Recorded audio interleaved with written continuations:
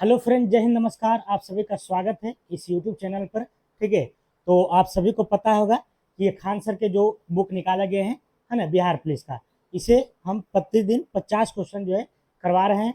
और आज हमारा जो है 10वां सीरीज है। ठीक है, 10वां सीरीज है। इसके पहले 9 सीरीज हो चुका है। तो आप लोग अगर पीछे का वीडियो नहीं देखे हैं तो जा करके अवश्य देखिएगा।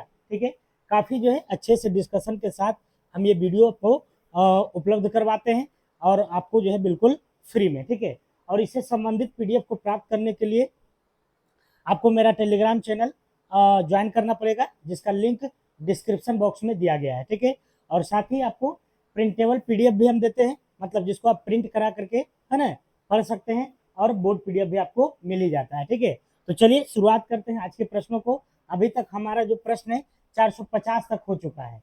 आज हमारा जो होगा 451 से 500 तक होगा। ठीक है, तो अभी तक हम जो है आज की क्लास को अगर लेकर के देखा जाए तो 500 प्रश्न हमने करा दिया है। ठीक है, तो अगर जो भी लोग बिहार पुलिस का फॉर्म भरे हैं तो उनका एग्जाम भी जो है अगले महीना होने वाला है, जून के बाद जुलाई में। ठीक है, तो आप लोग जो है जरूर पढ़िए इसको। काफ़ी जो है बेहतरीन क्लास हम देने की कोशिश करते हैं आपको। चलिए शुरुआत करते हैं। पहला प्रश्न की बात करते हैं। पौधों है ना, पौधों का वृद्धि हार्मोन कौन सा नहीं है?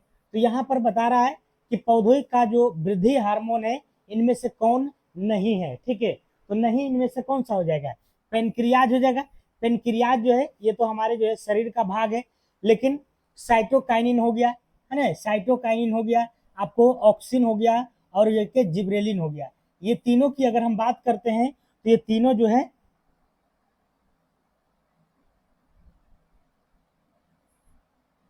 ये तीनों की अगर हम बात करते हैं तो ये तीनों क्या है?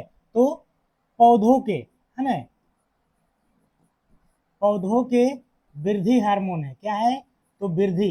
ठीक है, वृद्धि हार्मोन के अंतर्गत आता है, वृद्धि हार्मोन है ये तीनों। ठीक है, तो वृद्धि हार्मोन अगर आपसे पूछेगा कि पादप के यानी कि पौधों के जो वृद्धि हार्मोन है वो कौन कौन है, तो साइटोकाइनिन है, ऑक्सिन है, और जिब्रेलिन है। ठीक है, लेकिन आपसे दूसरा क्वेश्चन जो पूछेगा, क्या पूछेगा कि पौधों के, पौधों पौधों के है ना वृद्धि, वृद्धि में नियंत्रण, वृद्धि में नियंत्रण। अब नियंत्रण भी तो करने वाला रहना चाहिए, नहीं तो लंबा होते जा रहा है, होते जा रहा है, होते जा रहा है, एकदम पूरा लंबा हो जाएगा, लास्ट में गिर जाएगा है ना। तो इसको नियंत्रण करने के लिए यानी पौधों की वृद्धि में नियंत्रण हेतु, नियंत्रण हेतु की अगर हम बात करते हैं तो किस हार्मोन का प्रयोग, किस हार्मोन की उपस्थिति में जो है पौधे की वृद्धि में नियंत्रण होता है, तो उसका नाम है, आपको क्या नाम है? तो एब्सेसिक, एब्सेसिक अम्ल हो जाएगा। ठीक है, एब्सेसिक अम्ल हो जाएगा। तो पौधों के वृद्धि में जो नियंत्रण हेतु जो है ये कौन सा उत्तरदायी है? तो एब्सेसिक एसिड है। पौधों की वृद्धि में नियंत्रण हेतु एब्सेसिक एसिड, और पौधों की वृद्धि में जो सहायक होते हैं साइटोकाइनिन, ऑक्सिन और जिब्रेलिन होते हैं। ठीक है, तो इतना बातें ध्यान में रखिएगा। पेनक्रियाज की बात करते हैं तो पेनक्रियाज जिसको हम लोग अग्नाशय कहते हैं, क्या कहलाता है? अग्नाशय। ठीक है, अग्नाशय कहलाता है।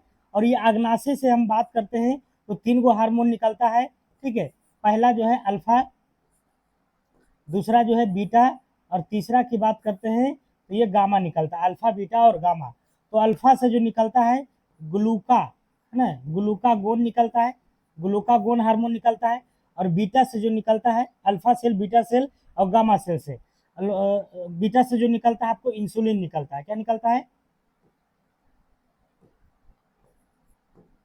इंसुलिन निकलता है ना, इंसुलिन निकलता है। और गामा से अगर हम बात करते हैं तो सोमैटोस्टेटिन है ना, सोमैटोस्टेटिन निकलता है। तो यहाँ से क्वेश्चन आपसे पूछा जाता है, ठीक है, कि अग्नाशय यानी पेनक्रियाज से जो है 3 गो सेल है, तीनों से क्या क्या निकलता है? तो ग्लूकागेन, इंसुलिन और सोमैटोस्टेटिन। ठीक है, यहाँ पर इंसुलिन की अगर हम बात करते हैं तो इंसुलिन की कमी से, इंसुलिन की कमी से जो है, कमी से कौन सा रोग होता है? तो शुगर हो जाता है, शुगर का बीमारी हो जाता है ना, जिसको चीनी बीमारी या तो फिर चीनी बीमारी या तो फिर मधुमेह कहते हैं, चीनी बीमारी या मधुमेह, मधुमेह कहा जाता है। ठीक है, चीनी का बीमारी या तो फिर मधुमेह का बीमारी हो जाता है। तो ये बातें आपको समझ में आ गई होगी। अगला प्रश्न चले, अगला की बात कर लेते हैं। कर अंतर्राष्ट्रीय वित्तीय सेवा केंद्र प्राधिकरण का मुख्यालय कहाँ स्थित है? तो अंतर्राष्ट्रीय वित्तीय सेवा केंद्र प्राधिकरण की अगर हम बात करते हैं तो इसको जो है क्या कहलाता है? ये कहलाता है IF, है ना, IFSCA, है ना, IFSCA कहलाता है। ठीक है, इसको अंग्रेजी के शॉर्ट फॉर्म में IFSCA कहलाता है, अंतर्राष्ट्रीय वित्तीय सेवा केंद्र प्राधिकरण। इसका मुख्यालय आपसे पूछ रहा है तो ये आपको गुजरात में पड़ता है। गुजरात के कहाँ? तो गांधीनगर में, गुजरात के गांधीनगर में जो है इसका हेडक्वार्टर है। ठीक है, वित्तीय सेवा केंद्र प्राधिकरण की अगर हम बात करते हैं तो इसका जो स्थापना हुआ था, इसकी स्थापना जो हुआ था, है ना, 2019 के अधिनियम के तहत, 2019 के अधिनियम के तहत अगर देखा जाए तो कब हुआ था? तो हुआ था 27 अप्रैल 2020 को।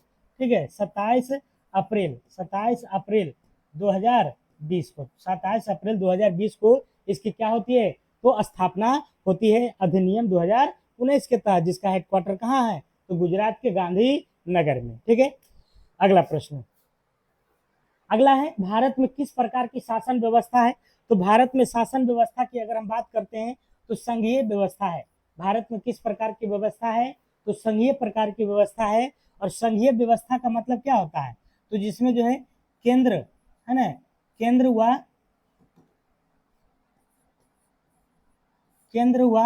है ना राज्य, केंद्र हुआ राज्य का हिस्सेदारी, केंद्र हुआ राज्य का हिस्सेदारी, केंद्र हुआ राज्य का जो हिस्सेदारी होता है वह क्या होता है? संघीय व्यवस्था कहलाता है। ठीक है, तो केंद्र में जो है ज्यादा पावर होता है और राज्य का पावर जो होता है राज्यों तक ही सीमित रहता है। ठीक है, लेकिन केंद्र में जो है, जैसे अभी भारत पाकिस्तान युद्ध हो रहा था तो उसमें जो रक्षा संबंधी जो है निर्णय जो लेने का अधिकार था वह किसके पास था? तो केंद्र के पास था। ठीक है, चलिए अगला प्रश्न, भारत में चांदी का सबसे अधिक उत्पादन किस राज्य में होता है?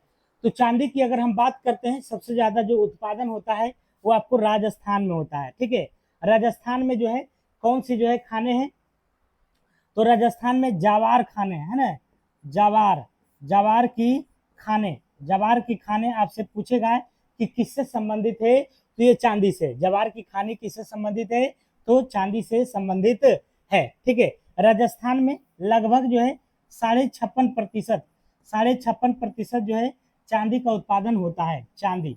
ठीक है, चांदी का उत्पादन होता है लगभग जो है कितना? 56.5% है। आपको ये भी पता होगा कि चांदी जो हमारा है ये विद्युत का सर्वोत्तम चालक है। विद्युत का क्या है? विद्युत का सर्वोत्तम, है ना, विद्युत का क्या है?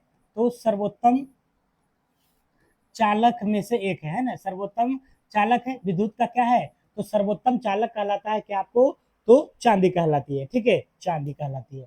ओके, गुजरात की बात करते हैं तो गुजरात में जो है सर्वाधिक कपास का उत्पादन, सर्वाधिक कपास, है ना, कपास का उत्पादन जो होता है वो आपको कहाँ होता है? तो ये होता है आपको गुजरात में। सर्वाधिक कपास का उत्पादन कहाँ होता है? गुजरात में होता है। और कपास उत्पादन करने के लिए कौन सी मिट्टी की आवश्यकता होती है? तो काली मिट्टी का, है ना, इसीलिए काली मिट्टी को काली कपासी मिट्टी भी कहते हैं। ओके, अगला प्रश्न, कह रहा हिंदी पॉलिटी नामक पुस्तक के लेखक कौन है? तो हिंदी पॉलिटी नामक पुस्तक के लेखक जो है वो आपको केपी जायसवाल है। केपी जायसवाल है। हिंदी पॉलिटी नामक पुस्तक के लेखक कौन है? KP Jaiswal, KP Jaiswal. ठीक है, केपी जायसवाल की बात करते हैं तो इनके द्वारा जो है और भी पुस्तक लिखा गया है, जैसे कि अंधकार युगीन भारत, है ना, अंधकार युगीन भारत, अंधकार युगीन भारत, है ना, अंधकार युगीन भारत हो गया, केपी जायसवाल के द्वारा लिखा गया है। और जो है एक पुस्तक लिखा गया है जिसका नाम है मनु एंड याज्ञवल्क्य, है ना, मनु एंड याज्ञवल्क्य,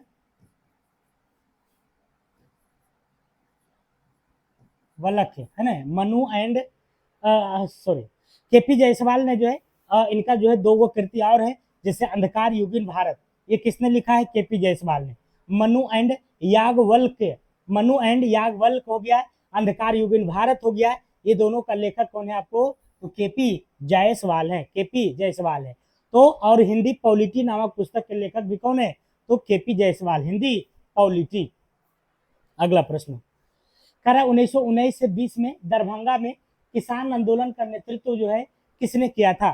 तो दरभंगा की बातें यहाँ पर हो रही है। तो दरभंगा में जो किसान आंदोलन का नेतृत्व प्रदान किया था बिहार में, वो स्वामी विद्यानंद, स्वामी विद्यानंद के द्वारा, ठीक है। और एक है हमारे जो है स्वामी सहजानंद सरस्वती, ठीक है। तो बिहार में जो है, बिहार में किसान सभा की स्थापना हुआ था। किसान सभा की स्थापना, बिहार में किसान सभा की स्थापना जो हुआ था आपको 1929 में हुआ था। और किसके द्वारा हुआ था? तो स्वामी, है ना, स्वामी सहजानंद सरस्वती के द्वारा, स्वामी सहजानंद सरस्वती के द्वारा जो है बिहार में किसान सभा की स्थापना किया गया था, किसानों को लेकर के, ठीक है। तो ये बातें आपको ध्यान में रखना है। राजेंद्र प्रसाद का संबंध जो है हमारे बिहार से ही है ना, बिहार से है। और इनका जो जन्म हुआ था बिहार में, कहाँ हुआ था? तो यहाँ से क्वेश्चन आता है, 3 दिसंबर को हुआ था इनका जन्म, 3 दिसंबर 1884 को हुआ था। और इनका जन्म के स्थान की बात करते हैं तो जीरादेई में, और जीरादेई जो पड़ता था आपको कहाँ? सिवान में। लेकिन अगर वर्तमान में पूछेगा कि जीरादेई कहाँ पड़ता है, तो ये सारण जिला में, किस जिला में? तो सारण जिला में पड़ता है वर्तमान में। लेकिन पहले जब इनका जन्म हुआ था तो उस समय कहाँ था? सिवान, सिवाने से अलग हुआ है कौन? तो सारण, ठीक है। अगला करा भारत में कोविड-19 का सबसे पहला केस कहाँ दर्ज हुआ था? तो कोविड-19 का सबसे पहला जो केस दर्ज हुआ था वो हमारे भारत में केरल में हुआ था, ठीक है। लेकिन अगर आपसे पूछेगा कि पहली मृत्यु कब कहाँ हुआ था, तो पहली मृत्यु, है ना, पहली मृत्यु की अगर हम बात करते हैं तो पहली मृत्यु जो हुआ था ये आपको कर्नाटक में हुआ था। कहाँ हुआ था? तो कर्नाटक में हुआ था पहली मृत्यु, ठीक है। और केरल में जो है पहला केस मिला था। कोविड-19 की बात करते हैं, COVID और क्या होता है? तो डी होता है, कोविड-19 होता है। ये 2019 में आया था, इसलिए इसका नाम पड़ गया क्या? तो 19, ठीक है। CO मतलब क्या होता है? कोरोना होता है, कोरोना, है ना। और VI मतलब होता है वायरस होता है। और डी मतलब होता है डिजीज, है, डिजीज होता है, डिजीज होता है। और 2019 होता है, 19 मतलब 2019 होता है। तो ये जो है इसका पूरा नाम हो गया कोविड का। अच्छा, कोविड-19 जो आया था तो इसका जो पहचान, इसका जो मूल केंद्र था, कहाँ से ये उत्पन्न हुआ था कोविड-19? तो चीन के वुहान शहर से, चीन के वुहान, है ना, चीन के वुहान शहर से, चीन के वुहान शहर से जो है ये नमूना, है ना, सभी हमारे भारत देश में जो है आया था, चीन के वुहान शहर से, ठीक है। और कोविड-19 अभी भी जो है धीरे धीरे जो है देख रहे हैं न्यूज में जो है पनप रहा है, ठीक है। तो आप लोग जो है सतर्क रहिएगा। करा भारत में पुनर्जागरण के जनक कहलाते हैं, तो भारत में जो पुनर्जागरण के जनक कहलाते हैं वो राजा राम मोहन राय कहलाते हैं। कौन कहलाते हैं? राजा राम मोहन राय। राजा राम मोहन राय के द्वारा ही जो है ब्रह्म समाज की स्थापना किया गया था। ब्रह्म समाज की स्थापना किया गया था राजा राम मोहन राय के द्वारा, ठीक है। और कब किया गया था? तो ये किया गया था आपको 1828 ईस्वी में, 1828 ईस्वी में। तो बड़ी बेकार हो रहा है। ब्रह्म समाज की स्थापना 1828 ईस्वी में हुआ था, ठीक है, राजा राम मोहन राय के द्वारा। राजा राम मोहन राय की अगर हम बात करते हैं तो इन्होंने जो है सती प्रथा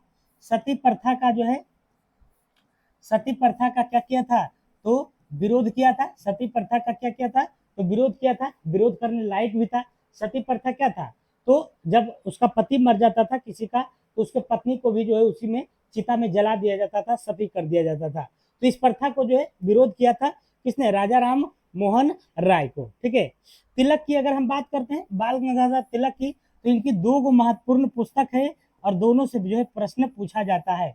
तो पहला जो था आपको केसरी है, पहला क्या है? तो केसरी है।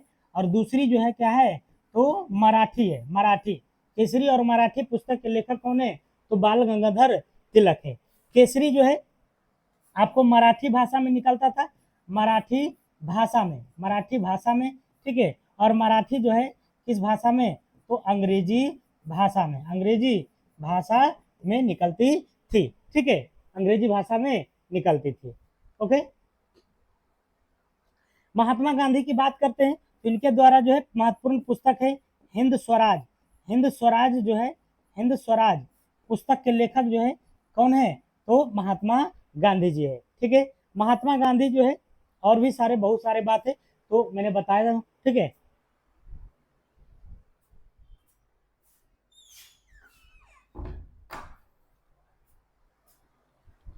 ठीक है, तो हिंद स्वराज पुस्तक के लेखक कौन है? महात्मा गांधी है, ठीक है।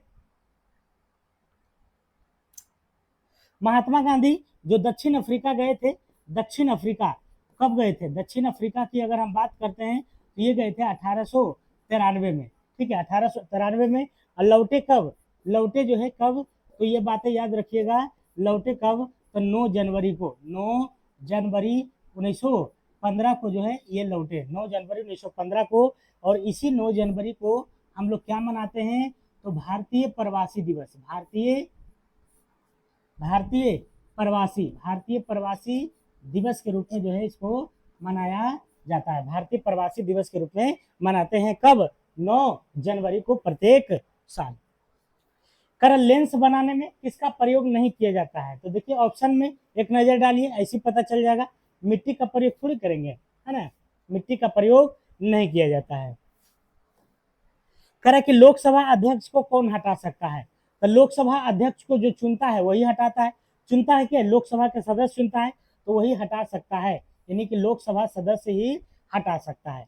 लोकसभा अध्यक्ष को हटाने, है ना, हटाने से पहले, हटाने से पहले 14 दिन पूर्व, है ना, 14 दिन पूर्व सूचना देना पड़ेगा, पूर्व सूचना, है ना, सूचना देना पड़ेगा, देना पड़ेगा, है ना। सदस्यों को जो है क्या करना पड़ेगा? तो लोकसभा अध्यक्ष को हटाने के जो कारण है ना, उसके उपलक्ष्य में जो है 14 दिन पहले इनको सूचित किया जाएगा, ठीक है, लोकसभा अध्यक्ष को हटाने से 14 दिन पूर्व। लोकसभा अध्यक्ष की अगर हम बात करते हैं तो ये क्या अभी कौन है वर्तमान में? वर्तमान में अगर देखा जाए तो वर्तमान में जो है लोकसभा अध्यक्ष कौन है? ओम बिरला जी हैं, ओम बिरला, ओम बिरला है लोकसभा अध्यक्ष कौन है? ओम बिरला है, ठीक है। लोकसभा अध्यक्ष का जो है और क्या काम है? तो कोई विधेयक, कोई विधेयक, कोई विधेयक, धन विधेयक, है ना, धन विधेयक है या नहीं, है या नहीं, है या नहीं, इसका निर्धारण जो है, इसका निर्धारण कौन करता है? तो ये लोकसभा का अध्यक्ष ही करते हैं। कोई अपना विधेयक, कोई विधेयक जो है धन विधेयक है कि नहीं, इसका निर्धारण कौन करता है? तो लोकसभा के अध्यक्ष करता है, ठीक है, लोकसभा के अध्यक्ष करता है। तो इतना सारे बातें आपको ध्यान में रखना है। राज्यसभा के सदस्यों का कार्यकाल की बात करते हैं तो इसका कार्यकाल जो होता है वह कितना होता है? 6 वर्ष का होता है। कितना होता है? 6 वर्ष होता है। ओके, अगला प्रश्न, राष्ट्रपति द्वारा संविधान के किस अनुच्छेद के अंतर्गत अध्यादेश जारी किया जाता है? तो सबसे पहले आप ये समझिए कि अध्यादेश होता क्या है। अध्यादेश वैसे आदेश को कहते हैं जब सत्र नहीं चल रहा हो, जब सत्र नहीं चल रहा हो, जब सत्र चलता है तभी ना कोई कानून बनता है, ठीक है। तो जब सत्र नहीं चल रहा है और ऐसी कोई जो है अचानक कुछ जो है बातें हो गई जिस पर कानून बनाना जो है अति आवश्यक है, तो उस स्थिति में जो है राष्ट्रपति को ये अधिकार है कि अध्यादेश जारी करके वो क्या करेंगे? तो तत्काल कानून बना देंगे, ठीक है, तत्काल कानून बना देंगे और उस कानून को 6 महीना के भीतर जो है संसद से अनुमोदन प्राप्त कर लेंगे तो वो क्या हो जाएगा? कानून बन जाएगा। तो समझ में आ गया होगा अध्यादेश क्या होता है। तो अध्यादेश राष्ट्रपति द्वारा संविधान के किस अनुच्छेद के अंतर्गत अध्यादेश जारी किया जाता है? तो अनुच्छेद 123 के तहत, अनुच्छेद 123 के तहत अध्यादेश जारी किया जाता है, ठीक है। और ये अध्यादेश जारी करने का जो अधिकार है वह किसके पास है? तो राष्ट्रपति महोदय के पास, 356 में जो है राष्ट्रपति शासन है, राष्ट्रपति राष्ट्रपति शासन है, ठीक है। और 112 में जो है बजट शब्द का जो है बजट, बजट नहीं, वार्षिक वित्तीय विवरण, ठीक है, वार्षिक वित्तीय विवरण, वार्षिक वित्तीय विवरण की चर्चा किया गया है, की चर्चा है ना किया गया है अनुच्छेद 112 में, 112 में। अगला प्रश्न, 23 जनवरी 1897 को किनका जन्म हुआ था? तो ये सारा प्रश्न जो है आपका पूछा गया है, ठीक है। तो 23 जनवरी की अगर हम बात करते हैं तो ये 1897 को किनका जन्म हुआ था? तो ये सुभाष चंद्र बोस जी को, सुभाष चंद्र बोस जी को। इसी 23 जनवरी को हम लोग क्या मनाते हैं? तो पराक्रम दिवस, पराक्रम दिवस, पराक्रम दिवस जो है कब मनाते हैं? 23 जनवरी 1897 ईस्वी को, ठीक है। बाल गंगाधर तिलक की बात करते हैं तो इनका जो जन्म हुआ था, इनका जन्म कब हुआ था तिलक जी का?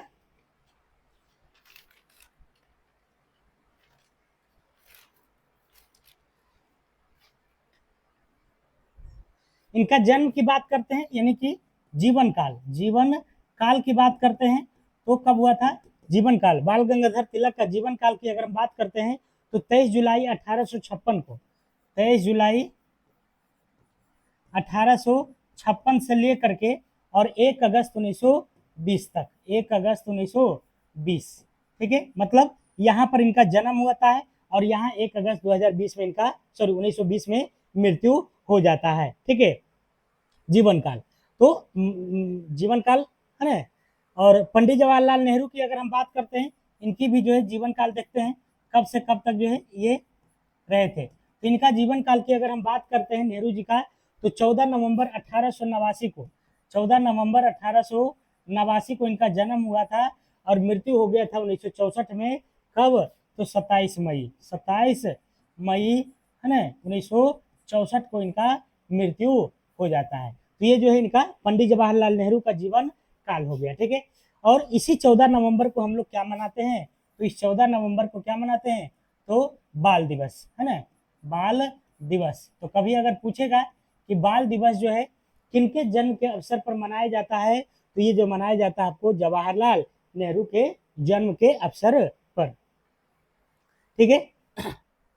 महात्मा गांधी की बात करते हैं तो इनका भी जीवन काल देख लेते हैं, ठीक है। 2 अक्टूबर 1869 से लेकर के और ये जो है 30 जनवरी 1948 तक जो है इनका क्या रहा? तो जीवन रहा, ठीक है।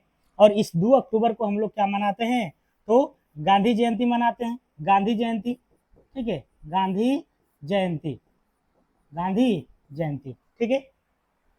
अगला चलते हैं, अगला प्रश्न, पौधे में गैसों का आदान प्रदान किसके द्वारा होता है? तो पौधा में या तो फिर पादप में जो आदान प्रदान होता है गैस का, वो रंध्रों के द्वारा होता है। किसके द्वारा? रंध्र के द्वारा, रंध्र। श्रीनगर किस नदी के किनारे स्थित है? तो ये जो है झेलम नदी के किनारे है, झेलम, है ना। श्रीनगर जो जम्मू कश्मीर में है वह किस नदी के किनारे है?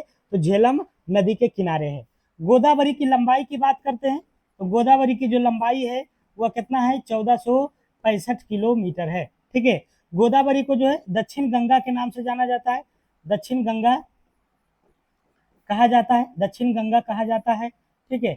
और गोदावरी की बात करते हैं तो ये भारत की दूसरी, यानी कि गंगा के बाद इसी का नंबर है, दूसरी सबसे बड़ी नदी है, दूसरी सबसे बड़ी नदी है, ठीक है। दूसरी सबसे बड़ी नदी है कौन? गोदावरी है। यमुना की बात करते हैं तो ये जो है गंगा की सबसे बड़ी सहायक नदी, सबसे बड़ी सहायक नदी है, सबसे बड़ी सहायक क्या है? तो नदी है यमुना। यमुना की बात करते हैं तो दिल्ली शहर जो बसा हुआ है, दिल्ली शहर, वह यमुना नदी के किनारे है, दिल्ली शहर, ठीक है। गंगा तो आप लोग जानते हैं इसकी लंबाई 2525 किलोमीटर है और गंगा के किनारे जो है पटना और भागलपुर जो शहर है वो गंगा के किनारे बसा हुआ है, ठीक है। चलिए आगे बढ़ते हैं। कर सूर्य तारों का जिस परिवार से संबंधित है उसे क्या कहा जाता है? मतलब सूर्य जो है वह किस परिवार से बिलोंग करता है, संबंध रखता है? तो ये गैलेक्सिस है, गैलेक्सिस है। सूर्य की बात करते हैं तो सूर्य क्या है? एक तारा है। सूर्य क्या है? एक तारा है। क्वेश्चन ये भी पूछा जाता है कि सूर्य आखिर है क्या? तो एक तारा है। ठीक है। सूर्य के है ना, सूर्य के जो है तापमान, सूर्य के बाहरी हिस्सा का तापमान की अगर हम बात करते हैं, सतही है ना, सूर्य के सतही तापमान, सतही तापमान की बात करते हैं तो लगभग याद रखिएगा कितना? तो 6000 डिग्री सेंटीग्रेड, 6000 डिग्री सेंटीग्रेड लगभग है। थोड़ा बहुत कम भी हो सकता है ना, ज्यादा तो नहीं होगा लेकिन कम ही होगा। तो सूर्य जो है सतही तापमान लगभग कितना होता है? 6000 डिग्री सेंटीग्रेड।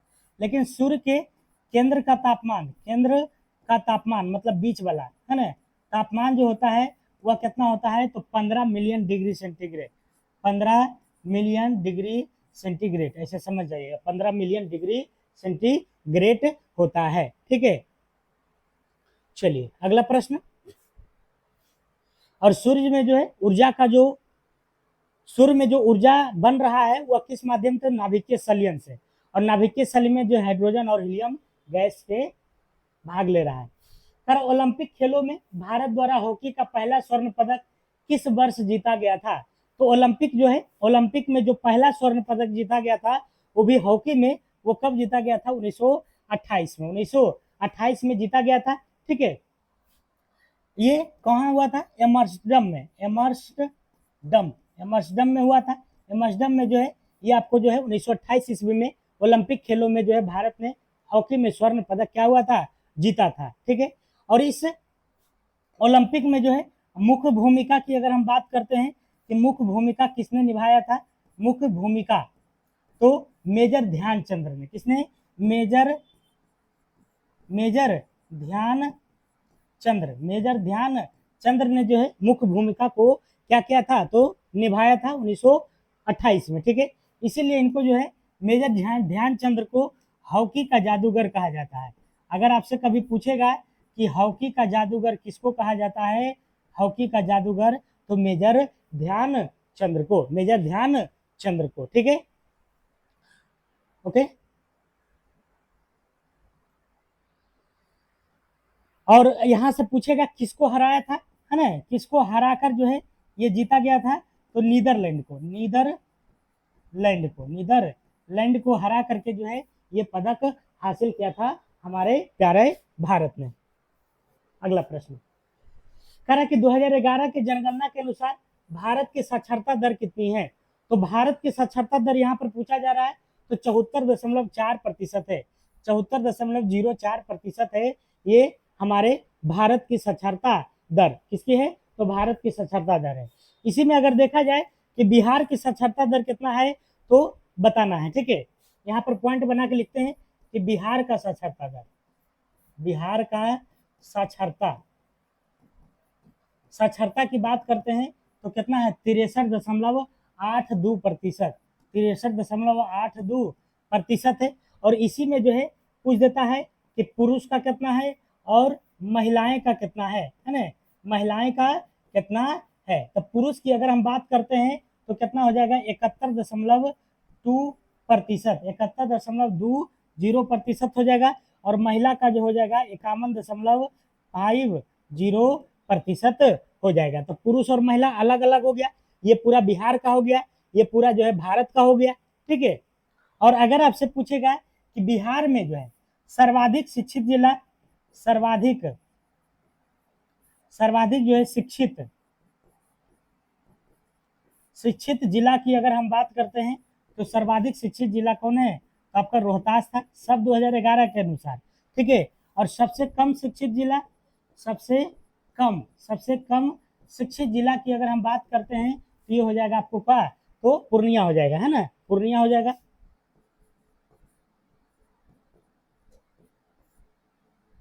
क्या हो जाएगा? तो पूर्णिया हो जाएगा। तो इतना सारा आंकड़ा आपको ध्यान में रखना है। ठीक है, 2011 की जनगणना के अनुसार किस घटना को द्वितीय विश्व युद्ध का ड्रेस रिहर्सल कहा जाता है?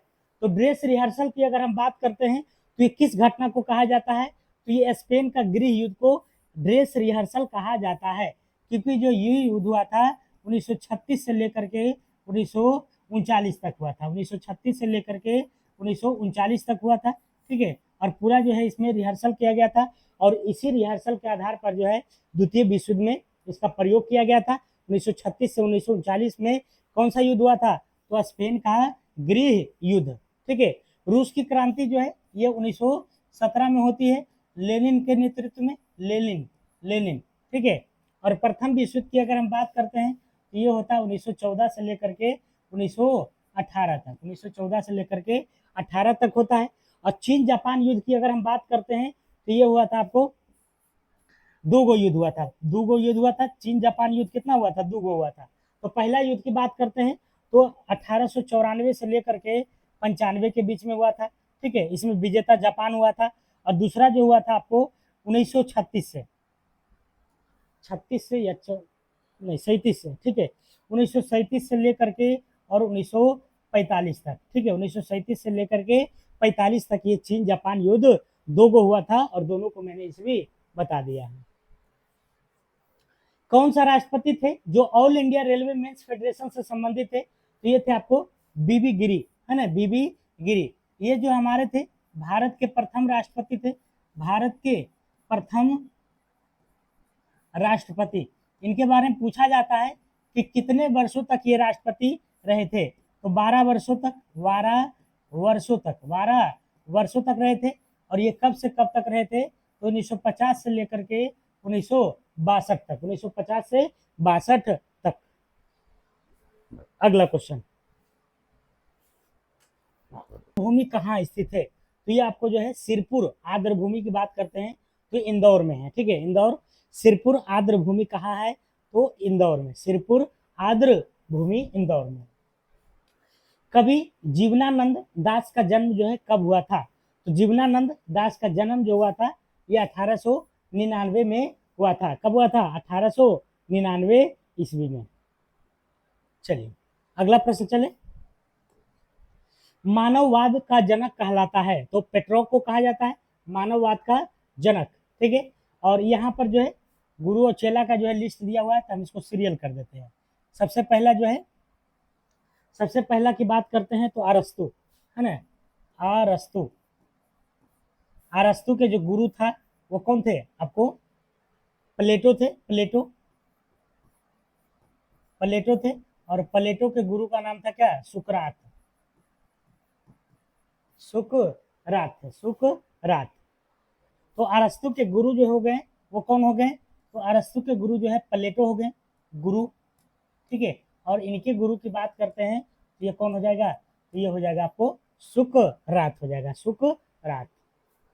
अगला, करा कि कांग्रेस का कौन सा उदारवादी नेता ब्रिटिश हाउस ऑफ कॉमन्स के सदस्य रहे हैं? तो ब्रिटिश हाउस ऑफ कॉमन्स में जो चुने जाने वाले नेता थे वो थे आपको कौन थे? दादा भाई नौरोजी थे, दादा भाई नौरोजी थे। ये जो है 1892 ईस्वी में, 1892 ईस्वी में, है ना, लिबरल पार्टी से, लिबरल, है ना, लिबरल पार्टी, पार्टी का नाम याद रखिएगा। लिबरल पार्टी से जो है क्या हुए थे? तो चुने गए थे, चुने गए थे, चुने गए थे। लिबरल पार्टी से जो है चुने गए थे कौन? तो ये आपको दादा भाई नौरोजी 1892 ईस्वी में, ठीक है।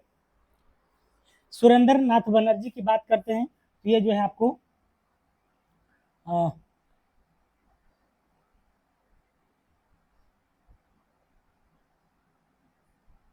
भारतीय राष्ट्रीय संघ, है ना,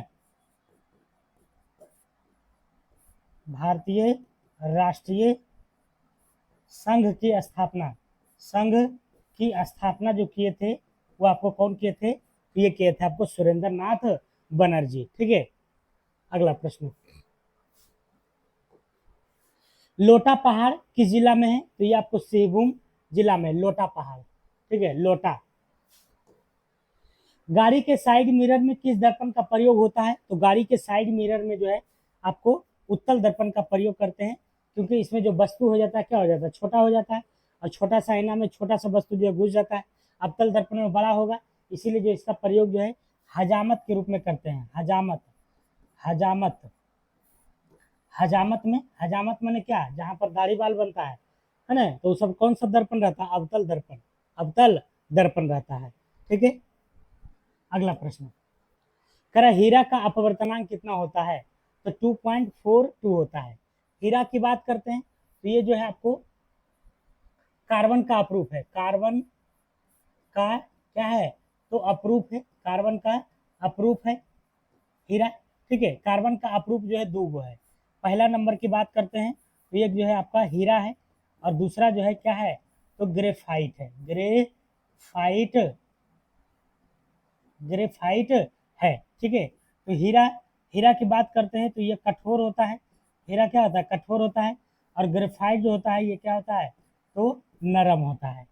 हीरा की बात करते हैं तो ये सुचालक होता है, विद्युत का क्या होता है, तो सुचालक होता है, मतलब नहीं कुचालक होता है, कुचालक, मतलब इसमें करंट आपको नहीं पता चलेगा। ठीक है, करंट नहीं दौड़ेगा, लेकिन ये जो होता है आपको सुचालक होता है, इसमें करंट आपको दौड़ने का काम करेगा। ठीक है, तो कुचालक और ये सुचालक होता है। अगला प्रश्न करा मैथन डैम किस नदी पर स्थित है, मैथन डैम, तो मैथन डैम की अगर हम बात करते हैं तो ये बराकर नदी पर है। किस नदी पर है, बराकर नदी पर मैथन डैम, मैथन डैम।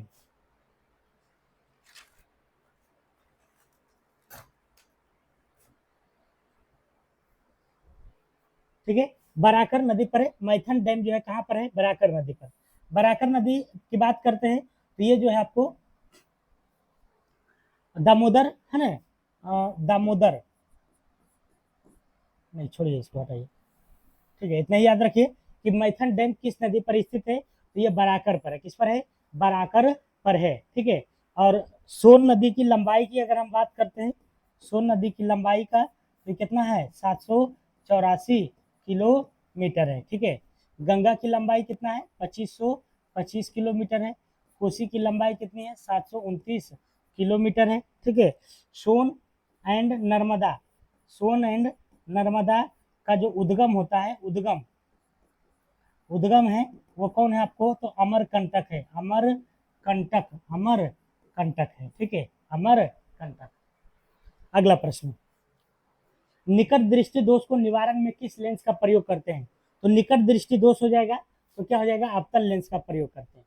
इस निकट दृष्टि दोष को क्या कहते हैं, तो मायोपिया कहा जाता है। क्या कहा जाता है, मायोपिया, मायोपिया भी कहा जाता है, कहा जाता है, मायोपिया भी इसको कहा जाता है। और निकट दृष्टि दोष की बात करते हैं तो इसमें जो है, इसमें क्या होता है, तो इसमें निकट की वस्तु, निकट की वस्तु, की वस्तु दिखाई देता है ना, देता है, देता है, परंतु, परंतु दूर की नहीं, दूर की नहीं, है ना, तो उल्टा होता है। जैसे निकट दृष्टि दोष अगर हो जाएगा तो निकटे वाला दिखेगा, दूर वाला नहीं दिखेगा, उल्टा याद दिलाएगा। ठीक है, और अवतल लेंस है ना, और उत्तल लेंस की बात करते हैं तो उत्तल लेंस में जो है किसका प्रयोग करते हैं, तो दूर दृष्टि दोष को, दूर, दूर दृष्टि दोष को दूर करने हेतु, दूर हेतु, दूर करने हेतु जो है प्रयोग किया जाता है। और इसको जो है दूर दृष्टि दोष को जो है हाइपर माइट्रोपिया भी कहते हैं, हाइपर माइट्रोपिया, हाइपर माइट्रोपिया है ना, भी कहा जाता है, भी कहा जाता है। उसी प्रकार से जैसे दूर दृष्टि होगा तो दूर की वस्तु दिखेगा, निकट के नहीं दिखेगा। ठीक है, अगला अंतरिम सरकार का गठन कब हुआ था, तो 2 सितंबर 1946 को हुआ था, 2 सितंबर 1946 को हुआ था। और अंतरिम सरकार में जो है आपसे पूछता है कि जैसे कि रेल मंत्री कौन थे, रेल मंत्री, तो रेल मंत्री जो थे आसफ अली थे, आसफ, आसफ अली थे, है ना। यहाँ पर जो है विदेश मंत्री कौन देखते थे, विदेश मंत्री, तो विदेश मंत्री की बात करते हैं तो यहाँ पर नेहरू जी, पंडित जवाहरलाल नेहरू जी देखते थे। ठीक है, रक्षा मंत्री की बात करते हैं कि रक्षा मंत्री अंतरिम सरकार में कौन देखते थे, तो रक्षा मंत्री थे आपको बलदेव सिंह, बलदेव सिंह थे, बलदेव सिंह थे। और भी जो है मंत्रियाँ थे जैसे गृह एवं सूचना मंत्री, गृह गृह एवं सूचना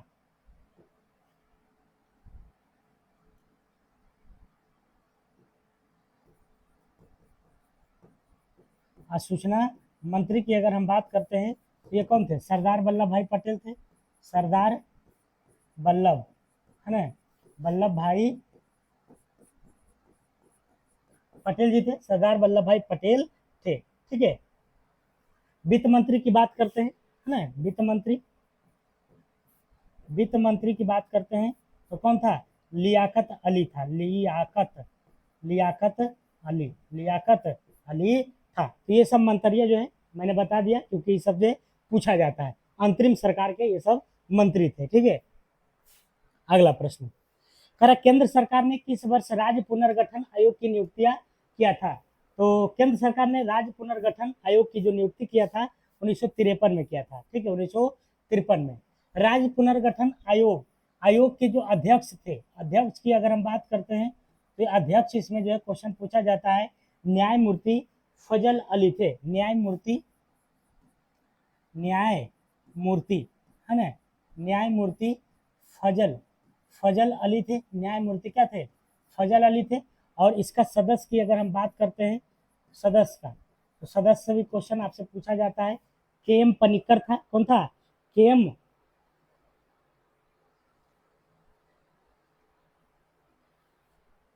है ना, हृदय नाथ कुंजरू,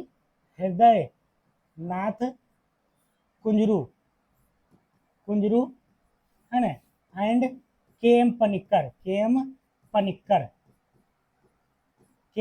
था। हृदय नाथ कुंजरू और के एम पनिक्कर जो इसका सदस्य था। ठीक है। राज्य पुनर्गठन आयोग ने अपना रिपोर्ट जो है ये कब सौंपा था? तो 1955 में, यानी कि 2 साल बाद 53 में इसका गठन हुआ और 55 में इन्होंने जो है रिपोर्ट दिया। ठीक है। और इसी रिपोर्ट के तहत जो है क्या हुआ? तो 14 गो राज्य बना और 6 गो जो है केंद्र शासित प्रदेश बना। 6 गो केंद्र शासित प्रदेश और 14 गो राज्य बना। ठीक है, भाषा के आधार पर। करा बिहार में 57 की क्रांति का नेतृत्व किसने किया था? बिहार में तो वीर कुंवर सिंह ने किया था। नाना साहब की बात करते हैं तो ये जो है कानपुर से, है ना, कानपुर से किए थे। और नाना साहब का जो है अन्य नाम जो था वो क्या था? ढोंढू पंथ था। ढोंढू पंथ था। और नाना साहब की बात करते हैं, जब ये हारने लगे 1857 का विद्रोह में, तो ये नेपाल भाग गए, है ना, नेपाल भाग गए। ये क्वेश्चन आपसे पूछा जाता है कि कौन सा जो है 1857 का विद्रोह में नेतृत्वकर्ता थे जो नेपाल भाग गए थे। तो कौन हो जाएगा आपको? तो ये हो जाएंगे आपको नाना साहब हो जाएगा। ठीक है। नाना साहब की बात करते हैं तो ये बाजीराव द्वितीय का पुत्र थे। बाजीराव द्वितीय, है ना, द्वितीय का दत्तक पुत्र था। है ना। दत्तक पुत्र मतलब क्या होता है? गोद लिया हुआ पुत्र को दत्तक पुत्र कहा जाता है। ठीक है। तात्या टोपे की बात करते हैं तो इसी का जो है सेना, है ना, सेना प्रमुख था। सेना प्रमुख जो है तात्या टोपे था। तो कभी अगर पूछेगा कि तात्या टोपे भी कहाँ से किए थे, तो कहाँ से? आपको कानपुर से ही नेतृत्व किए थे। और लक्ष्मीबाई जो है ये झांसी से किए थे। कहाँ से? तो झांसी से। अगला, फेरस सल्फेट का सूत्र क्या होता है? तो फेरस सल्फेट होता है FeSO4 होता है। FeSO4 होता है। ठीक है। और FeCl2 की बात करते हैं तो FeCl3 की बात करते हैं तो ये हो जाएगा फेरिक क्लोराइड हो जाएगा। क्या हो जाएगा? फेरिक क्लोराइड, है ना, फेरिक क्लोराइड हो जाएगा। और आयरन, है ना, Fe2O3 की बात करते हैं तो Fe2O3 जो हो जाएगा आयरन ऑक्साइड हो जाएगा। आयरन ऑक्साइड हो जाएगा। ठीक है। तो तीनों का रासायनिक नाम याद रखिएगा। संविधान के किस संशोधन के द्वारा राष्ट्रपति मंत्रिपरिषद की सलाह मानने के लिए बाध्य है? मतलब मानना ही पड़ेगा। बाध्य मतलब क्या होता है? मजबूर होता है, मजबूर करना होता है। तो संविधान के कौन सा ऐसा संशोधन हुआ था जिसके तहत राष्ट्रपति को मंत्रिपरिषद की सलाह मानने के लिए बाध्य किया गया? तो ये था आपको 42वां संविधान संशोधन, और ये कब हुआ था? 1976 में, ठीक है। लेकिन 44वां संविधान संशोधन 1978 के द्वारा क्या हुआ है? 1978 के द्वारा राष्ट्रपति मंत्री परिषद की सलाह की, है ना, इंपॉर्टेंट है, देखिएगा, सलाह को, है ना, पुनर्विचार हेतु भेज सकता है ना, भेज सकता है। तो ये जो है 44वां, कभी अगर पूछेगा कि मंत्री परिषद सलाह दे रहा है, लेकिन राष्ट्रपति जो है उसको फिर से विचार करने के लिए कि सलाह पर विचार कीजिए, तो विचार वाली जो बात है, पुनर्विचार करने के लिए वो 44वां संविधान संशोधन के तहत राष्ट्रपति को ये शक्ति दिया गया है, ठीक है। तो ये दो बातें थी। द सोशल कॉन्ट्रैक्ट पुस्तक के लेखक कौन है? तो रूसो है ना, रूसो है। द सोशल कॉन्ट्रैक्ट पुस्तक के लेखक रूसो है, ठीक है। अरस्तु ने ही सबसे पहले कहा था कि पृथ्वी जो है घूम रहा है और सूर्य क्या है? स्थिर है। सूर्य घूम रहा है, पृथ्वी स्थिर है ना। जबकि होता क्या है कि पृथ्वी हमारे क्या हो रहा है? तो घूम रहा है। रूसो,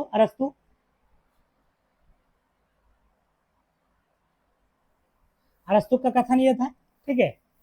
हेरोडोटस की बात करते हैं तो हिस्टोरिका नामक पुस्तक, हिस्टोरिका जो है, ये पुस्तक जो है किसने लिखा था? तो ये लिखा था आपको हेरोडोटस ने। 1876 ईस्वी में इंडियन एसोसिएशन की स्थापना, है ना, यानी कि भारतीय संघ की स्थापना किसने किया था? तो सुरेंद्रनाथ बनर्जी के द्वारा। अगर किसी वस्तु का विस्थापन समय के वर्ग का समानुपाती होता है तो वस्तु जो है गति कर रहा है। कैसे गति कर रहा है? तो एक समान त्वरण से। जल का परावैद्युतांक कितना होता है? 80, रट जाना है। जल का परावैद्युतांक कितना होता है? 80। कितना होता है? 80। संविधान सभा की पहली बैठक कब हुआ था? तो 9 दिसंबर 1946 में, ठीक है, पहली बैठक। तो पहली की अगर हम बात करते हैं तो पहली जो बैठक हुआ था वो कब हुआ था? 9 दिसंबर 1946 को हुआ था। यहाँ पर दूसरी जो हुआ था, दूसरी बैठक, ठीक है, दूसरी बैठक जो हुआ था इसके 2 दिन बाद 11 दिसंबर 1946 को हुआ था। और तीसरी भी पूछ सकता है आपको कि तीसरी बैठक कब हुआ था? तीसरी बैठक तो ये हुआ था 13 दिसंबर 1946 को, ठीक है। तो पहला, दूसरा और तीसरा तीनों में जो है 2-2 दिन का अंतराल है, ठीक है। इस पहले बैठक में अस्थायी अध्यक्ष बनाया गया था। किनको? अस्थायी अध्यक्ष बनाया गया था सच्चिदानंद सिन्हा को, सच्चिदानंद सिन्हा को बनाया गया था। और दूसरी में जो है अस्थायी अध्यक्ष बनाया गया था, अस्थायी अध्यक्ष, है ना, डॉक्टर राजेंद्र प्रसाद जी को, राजेंद्र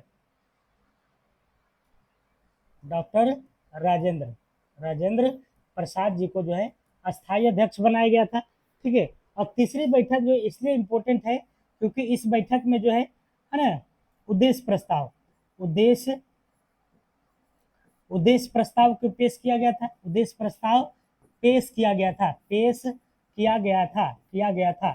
ठीक है। आपसे क्वेश्चन पूछता है कि कौन सा जो है संविधान सभा में उद्देश्य प्रस्ताव को पेश किया गया था? तो तृतीय में, ठीक है। और ये पेश करने वाले जो कौन थे? पेश करने वाले की बात करते हैं, ये थे पंडित जवाहरलाल नेहरू। पंडित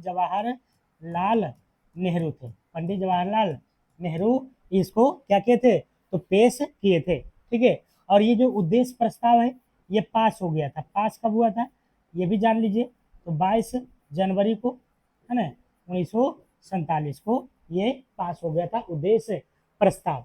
और उद्देशिका में अभी तक कितने बार संशोधन हुआ है? मात्र 1 बार। किस शासक ने चतुर्थ बौद्ध संगीति कश्मीर में आयोजित किया था? ठीक है, तो पूरा बता देते हैं। पहला जो हुआ था, दूसरा बौद्ध संगीति टोटल जो है 4 गो हुआ था। बौद्ध संगीति टोटल कै गो हुआ? 4 गो हुआ। तो पहला जो हुआ आपको 483 बीसी में हुआ, 483 बीसी, फिर 383 बीसी, फिर जो है 251 बीसी, ठीक है। और ये प्रथम शताब्दी, प्रथम शताब्दी में हुआ। ठीक है, अब यहाँ से पूछता है किसके कहाँ कहाँ हुआ था। ठीक है, कहाँ कहाँ हुआ था, कहाँ कहाँ हुआ था। तो सबसे पहला अगर बात करें तो सबसे पहला जो हुआ था राजगीर में, है ना, राजगीर में हुआ था। दूसरा का जो है वैशाली में हुआ था। तीसरा का जो है पाटलिपुत्र में हुआ था, पाटलिपुत्र में हुआ था। और चौथा जो हुआ था कुंडल वन में, कुंडल वन में, कुंडल वन में हुआ था। ये कुंडल वन कहाँ पर था, जम्मू एंड कश्मीर में, यहाँ लिख देते हैं। ठीक है, ये तो हो गया जगह, ये ईस्वी हो गया। अब पूछता है किसके शासन काल में हुआ था। ठीक है, तो वो भी हम लोग देखते हैं किसके शासन काल में। तो पहला जो हुआ था अजात शत्रु के शासन काल में, अजात शत्रु। ठीक है, अजात शत्रु। फिर जो है काला शोक, काला शोक के शासन काल में। और फिर जो है अशोक के शासन काल में। और फिर जो हुआ था कनिष्क के शासन काल में, कनिष्क के शासन काल में। ये हो गया। ठीक है, अब पूछता है आपसे, क्या पूछता है, तो किसकी अध्यक्षता में हुआ है। ठीक है, किसकी अध्यक्षता में हुआ। तो अध्यक्षता सबसे पहले जो हुआ था महाकश्यप, महाकश्यप। ठीक है, उसके बाद जो है सवा कमी, सवा कमी। उसके बाद जो है मोगली पुत्र तीस, मोगली पुत्र तीस। ठीक है, और लास्ट में जो है महाकश्यप, सवा कमी, मोगली पुत्र तीस। और चौथा में जो था वो किसकी अध्यक्षता में हुआ था, ध्यान से हट गया, महाकश्यप, सवा कमी, मोगली पुत्र तीस। और चौथा जो था महाकश्यप, सवा कमी, मोगली पुत्र तीस। ठीक है, तो याद अभी नहीं आ रहा है, आप लोग याद होगा तो बताइएगा इसमें। ठीक है, तो यहाँ पर जो क्वेश्चन पर हम आते हैं, किस शासक ने चतुर्थ बौद्ध संगीति कश्मीर में आयोजित कराया था। तो किस शासक ने, बताइए, चतुर्थ, चतुर्थ है ना, चतुर्थ है तो कनिष्क ने। किसने कराया था, तो कनिष्क ने। ठीक है, अगला क्वेश्चन, कुम्हार महल बिहार के किस जिला में है, पटना में है। ये जो कुम्हार महल है ये मौर्य का अवशेष है ना, मौर्य शासन, मौर्य शासन का यहाँ पर क्या मिला है, तो अवशेष मिले हैं, है ना, अवशेष मिले हैं। अगला, किस भारतीय दर्शन ने परमाणु सिद्धांत का प्रतिपादन किया। तो ये सब दर्शन है, चारों क्या है, दर्शन है। ठीक है, तो कौन सा ऐसा दर्शन था जिसमें परमाणु सिद्धांत दिया गया था, तो ये था वैशेषिक दर्शन, वैशेषिक दर्शन। वैशेषिक दर्शन का जो संबंध है वह किनसे है, इनका संबंध है आपको कनाद से, कनाद से है। ठीक है, न्याय दर्शन के जो है संबंध जो है किससे है, तो गौतमी से है, गौतमी। ठीक है, और योग दर्शन का संबंध जो है पतंजलि, पतंजलि से है। ठीक है, और सांख्य दर्शन का जो संबंध जो है वह किससे है, तो कपिल मुनि, कपिल मुनि से है, कपिल मुनि से। रविन्द्रनाथ टैगोर ने नाइटहुड की उपाधि, है ना, नाइटहुड की उपाधि जो है किस घटना के विरोध में त्याग दिया था। तो ये था घटना आपको जालियांवाला बाग हत्याकांड। ये जो है घटना कांड हुआ था कब, तो 13 अप्रैल को हुआ था, 13 अप्रैल 1919 को हुआ था। अब इसमें देखिए क्या क्या हुआ है।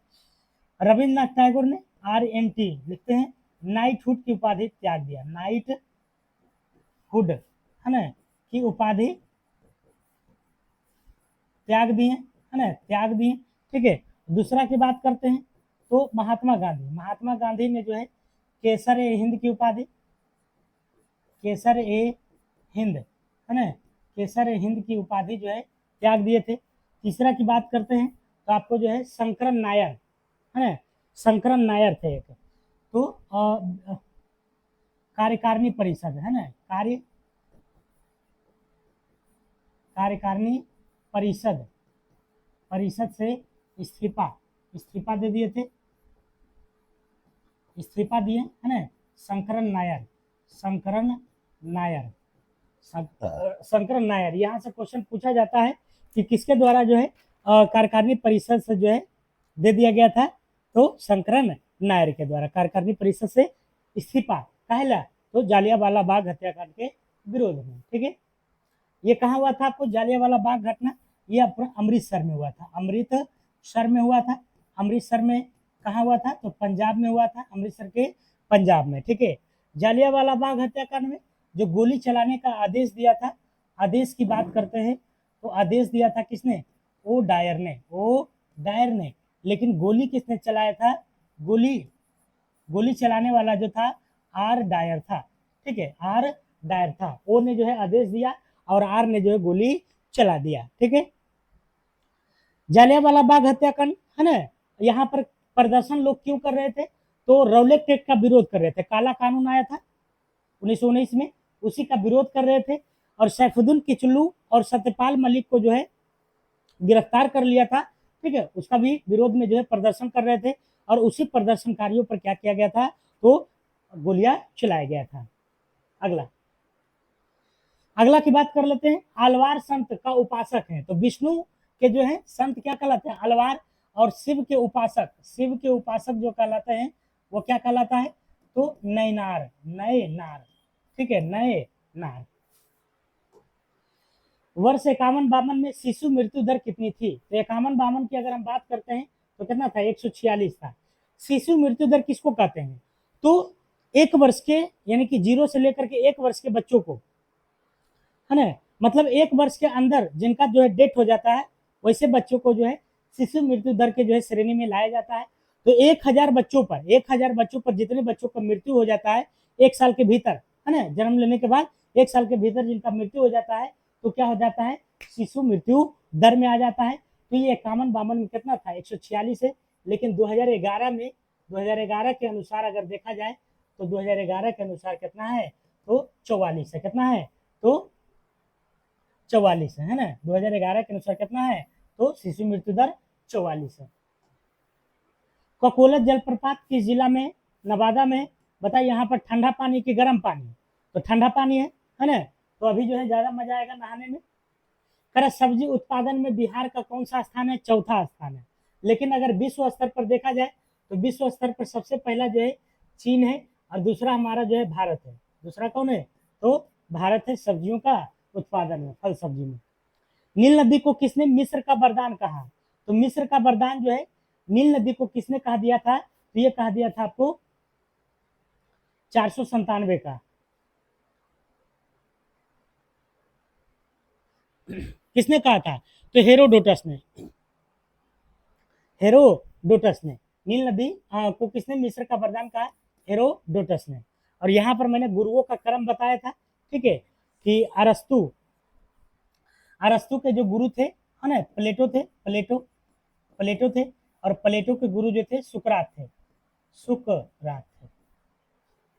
अगला 61वां संविधान संशोधन कब लागू हुआ था? तो ये हुआ था आपको 28 मार्च 1989 को। 28 मार्च 1989 को ये 61वां संविधान संशोधन क्यों हुआ था? तो 61वां संविधान संशोधन के तहत जो है ना, मतदाता का उम्र, मतदाता माने जो मतदान देता है, मतदाता का उम्र जो है घटा दिया गया था। उम्र 21 साल से है ना 18 साल कर दिया।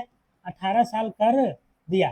ठीक है, तो पहले जो वोट दिया जाता था 21 साल में, लेकिन उसको घटा करके 18 कर दिया। और वो किस संविधान संशोधन के तहत?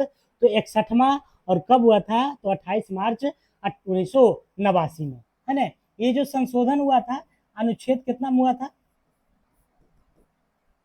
बताइएगा आप लोग कमेंट करके। ठीक है, 61वां संविधान संशोधन के तहत जो है ये 28 मार्च 1989 को मतदाता को उम्र 21 साल से 18 साल घटा दिया गया था, है ना।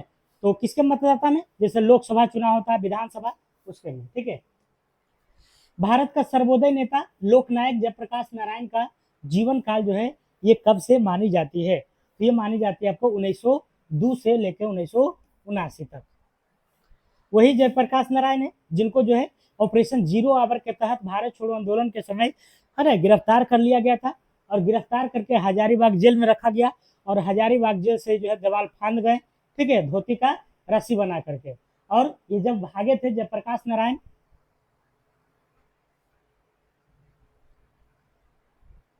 जब भागे थे तो उस समय कौन सा जो है पर्व था? तो दिवाली था। कौन था? दिवाली था। अगला करा बुझा हुआ चूना का सूत्र क्या होता है? CaOH का होल 2 होता है। CaOH का होल 2 होता है। ठीक है, तो चलिए ये सेशन हमारा कैसा लगा जरूर बताइएगा कमेंट सेक्शन में। और इसका PDF आपको टेलीग्राम चैनल पर मिल जाएगा, तो आप लोग जा करके आराम से इसको पढ़ सकते हैं। ठीक है, दोबारा और PDF भी मिल जाता है, प्रिंटेबल वाला भी, तो आप चाहें तो इसको प्रिंट करा करके भी पढ़ सकते हैं। ठीक है, तो आप लोग जो है इस वीडियो में जो है काफ़ी प्यार दिखाइए, शेयर कीजिए, जो लोग नए हैं सब्सक्राइब कीजिए, लाइक कीजिए। ठीक है, फिर मिलते हैं आपसे अगले वीडियो में, तब तक के लिए ध्यान रखिए। जय हिंद, जय भारत।